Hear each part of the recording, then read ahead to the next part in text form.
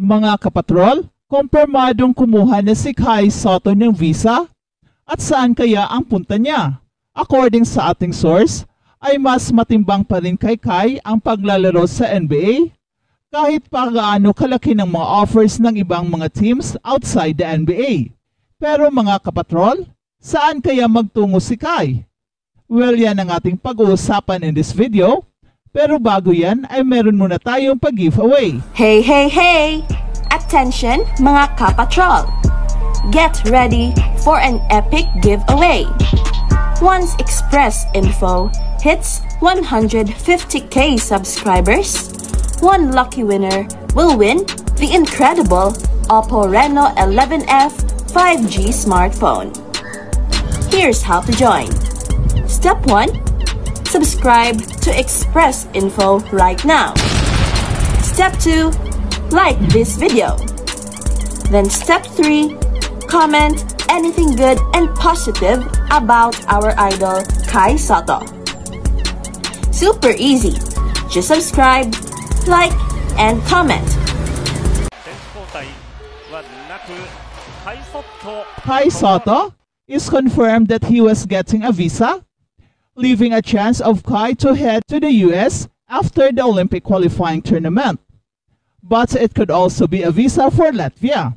Both are great options for Kai because he is ready for the Olympic qualifying tournament for this coming July, and he is also ready for the NBA.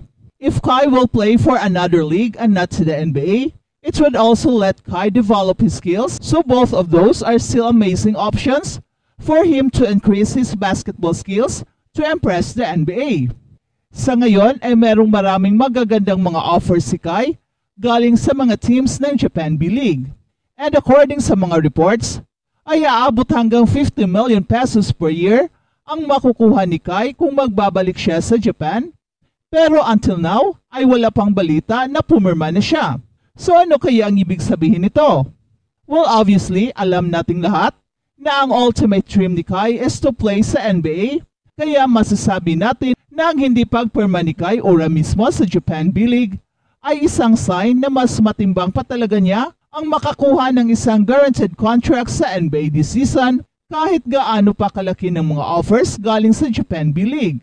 If Kai decides to head back to Japan for the next season of the Japan B-League to improve his strength against strong imports in the Japan B-League, but if he wants to head to a different league or even in the NBA next season, it would be great for him.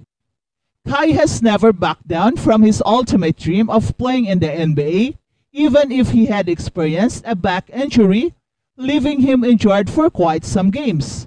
At ang maganda ngayon kay Kai ay wala na siyang inindang injury sa kanyang likod and he is fully healthy, hindi katulad last year na nahirapan siya na makipagsabayan sa bilis at lakas ng mga NBA players dahil halos hindi siya makagalaw dahil sa sakit ng kanyang likod. Kaya matutunghayan ng buong mundo ang biggest development ni Kai when he plays for Gilas Pilipinas para sa Olympic qualifying tournament sa Latvia. Kai will let the NBA know that he is an NBA-ready player. Comes the first game of the Olympic qualifying tournament because he will have to face against Boston Celtics center Kristaps Porzingis that has one All-Star appearance.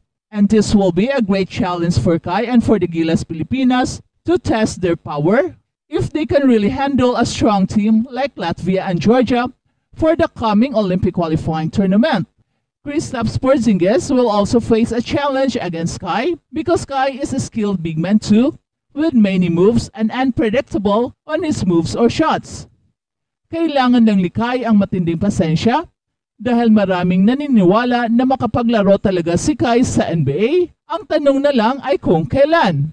At balitang NBA naman, Kristaps Porzingis present sa Game 1 ng NBA Finals. Matapos nagbintes ng ilang laro sa playoffs, inaasahan na babalik na sa Game 1 ng NBA Finals si Kristaps Porzingis ng Boston Celtics. Boston Celtics Kristaps Porzingis has completed multiple scrimmages in recent days and is expected to return to action for Game 1 of the NBA Finals versus Dallas Mavericks. At yan ay ayon kay Shams Charania ng The Athletic and Stadium. Huling naglaro ang big man sa unang round ng playoffs laban sa Miami Heat noong April. May average ito na 20.1 points, 7.2 rebounds, 1.9 blocks sa loob ng 57 games noong regular season. At noong April 29, matapos dumanas ng non-contact calf injury sa Game 4 ng unang round laban sa Miami Heat, at sa larong ito, tinapos ng Boston Celtics ang Miami Heat 4-1 bago tinalo nila ang Cleveland Cavaliers 4-1 at sinweep ang Indiana Pacers upang manalo sa Eastern Conference Finals. At ayon kay Shams Charania, matagumpay na nakilahok si Kristaps Porzingis sa ilang scrimmages sa mga nakaraang araw na nagpapahiwatig na sapat na siyang malusog para bumalik sa court.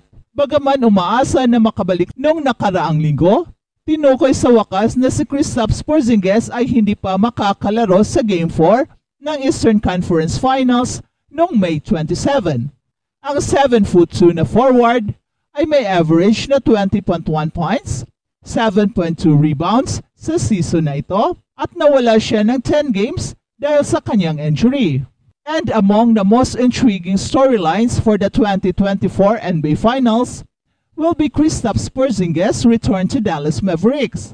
Ang big man ng Boston Celtics ay nakalaro kasama ang superstar na si Luka Doncic sa Dallas Mavericks mula 2019 hanggang 2022 at siya ay na-trade sa Washington Wizards sa 2022 deadline and rumored beef with Luka Doncic. Kinumpirma ni Kristaps Porzingis na merong konting tensyon sa pagitan nila ni Luka Doncic nung una, pero sinabi rin niya na ang balita tungkol sa kanilang hindi pagkakasundo ay isang pinakamalaking maling akala.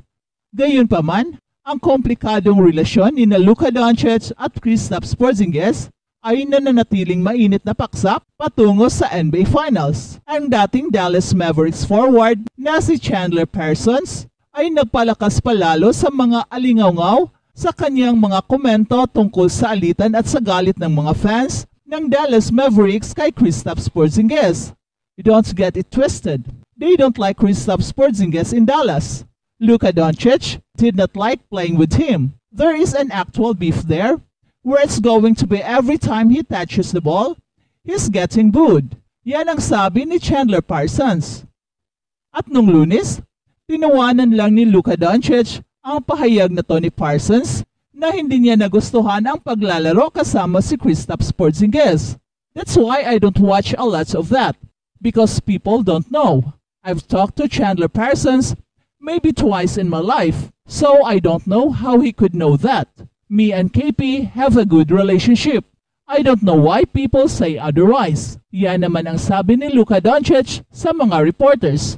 At si Kristaps Porzingis ay tinanong din tungkol sa relasyon nila ni Luka Doncic, bagaman tumanggi siyang magbigay ng mga detalye.